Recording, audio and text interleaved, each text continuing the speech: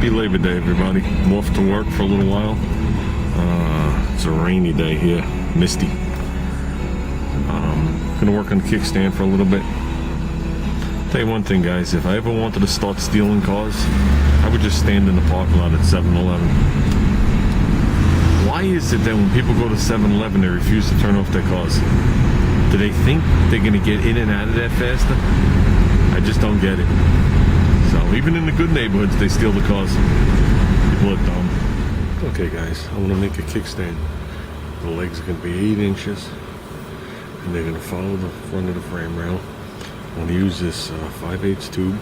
I'm not going to put it here. I'm going to set it back a little bit, just so it's a little more appealing to the eye. We're going to cut it right at this tape line, which, as you see, comes up short, and that's going to give me room to come out and make a bend. And also put 2 little tabs. When the kickstand goes forward, it hits right in here and here.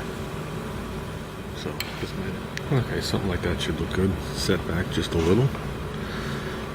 I laid the other piece of pipe here, which are almost the same size. And I just threw 2 bolts there to keep it from rolling away. Sat it down in the crotch of it. And that'll be set back so it's not out in your face. Okay, we're getting there. Didn't have a striker or matches. Had to light the torch, strike it and off with the welder. So we can keep it like that or very close. We'll be fine. Any handlebars I ever made. Obviously, I'm going to shorten these down to maybe like here, and like here or so. I'm going to put a bar across. I don't want to put it here. Okay, and there's a reason why. And I don't want to leave this natural.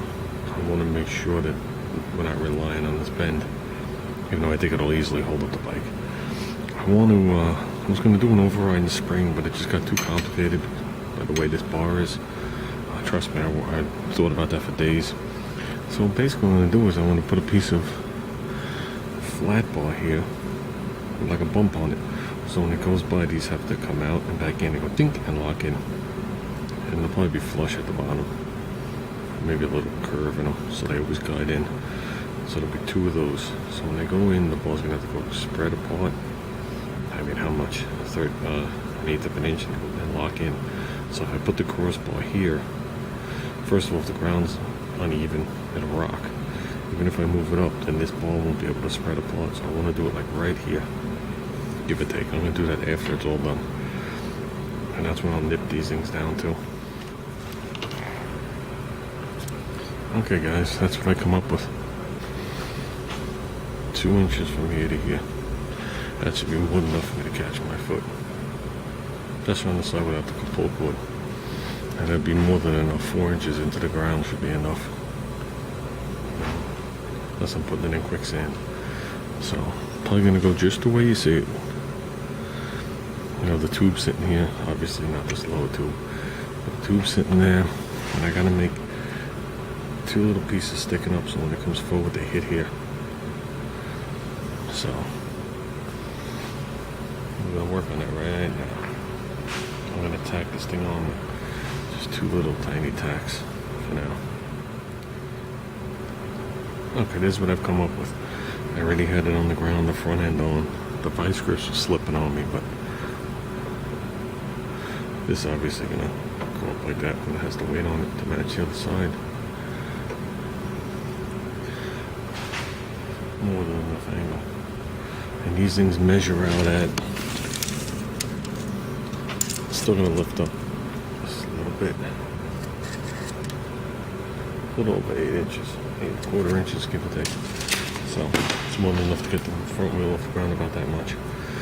And it's definitely over center. I mean, center's there. It's over center. So, and this is what I'm gonna use. Where did I put them? These little bad boys that I made up. What are going to be there? And that's also what's going to keep the ball from going left to right. That was my whole plan. So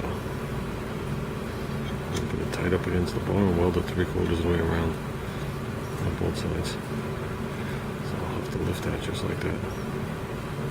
And that should be more than strong enough. And if it isn't, back to the drawing board.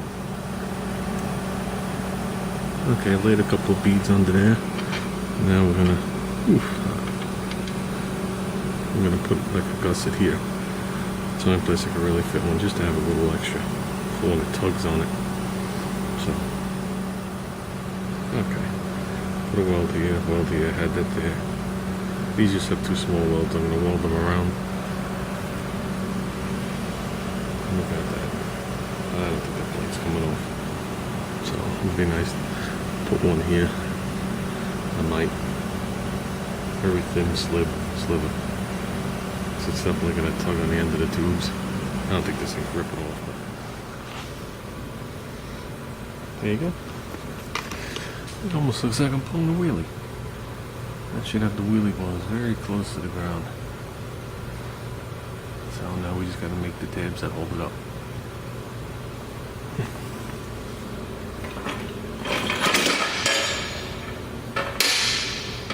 That's what we got.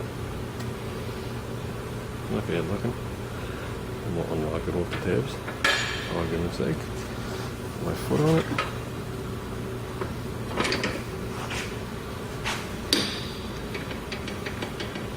Yeah, the front end's got to lay down like that. I don't have the spring in it. So.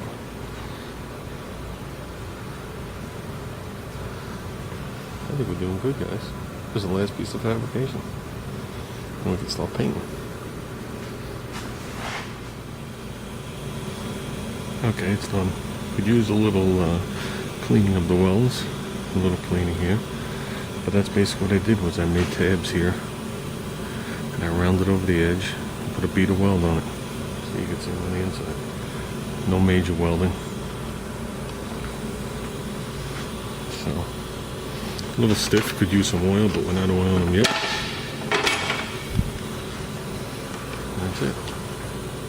Definitely gonna stay down, and I'm not putting a crossbar on it. First of all, it takes away from that spring action, and second of all, it doesn't need it. This bar is more than strong enough to hold it up. That's it, guys. I think it wound up pretty nice on the frame. Stayed fairly lined up there, right? Just got to clean these blade pieces up. My initial tack was a big blob. So that's it, guys. Flip it over. There you go. One last shot before I pack this thing up in the car. I think it's pretty pleasing to the eye.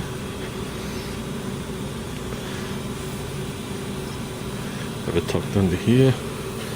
Tucked under there. You just see the 2 little walrus teeth sticking down. No biggie. Tucked under here. Actually almost looks like the original scrub brake lever, but that was up here. It came around, it was on the other side. You can get your foot on it with the 5-horse on it. So.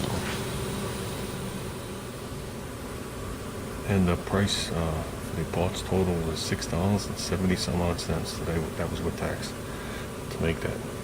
And I wound up with extra material. So I just figured I'd let you guys know that.